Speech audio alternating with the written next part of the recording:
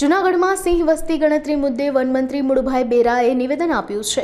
તેમણે નિવેદન આપતા કહ્યું હતું કે સૌ પ્રથમવાર સિંહ વસ્તી ગણતરી માટે એઆઈ ટેકનોલોજીની મદદ લેવાશે। વન વિભાગ દ્વારા તૈયારીઓ કરી લેવામાં આવી છે। વન વિભાગના કર્મચારીઓ સાથે એનજીઓ પણ કામગીરીમાં જોડાશે।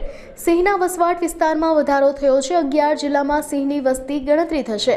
દર 5 વર્ષે સિંહની વસ્તી ગણતરી થાય છે। ચાલુ વર્ષ 2025માં સિંહની વસ્તીમાં નોંધપાત્ર વધારો થવાની સંભાવના છે।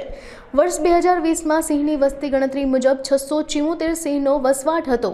સિંહ ગણતરી માટે 2020માં જ્યારે છેલ્લે ગણતરી થઈ હતી એના પછી 2025માં જ્યારે સિંહની ગણતરીનું કામ વન વિભાગે હાથ ઉપર લીધું છે એની ખૂબ સરસ તૈયારી થઈ ગઈ છે। અત્યારે ગીર અભયારણ્ય સિવાય અન્ય અભયારણ્યો અને કુલ 11 જિલ્લાઓ એ રેવન્યુ વિસ્તારોમાં પણ સિંહનો અવર જવર રહેતી હોય છે, વસવાટ છે। તો ખૂબ મોટી સંખ્યામાં જે આ ગણતરી માટે દર વખતે પોતે સ્વયંસેવક તરીકે અહીંયા આવે છે એવા અનેક લોકો પણ જોડાણા છે। વન વિભાગનો પૂરો સ્ટાફ પણ જોડાણો છે અને ખૂબ સરસ રીતે એ ગણતરી સિંહ ગણતરીની કામગીરી છે એ અત્યારે શરૂ થઈ ગઈ છે। મેં કીધું કે 11 જિલ્લાઓમાં અલગ અલગ છે। બાકી સિંહનું બીજું બેતિયાળા છે, ગીર અભયારણ્ય છે અને હવે સિંહનું બીજું ઘર એટલે આપણું બરડો ડુંગર છે, બરડા અભયારણ્ય છે।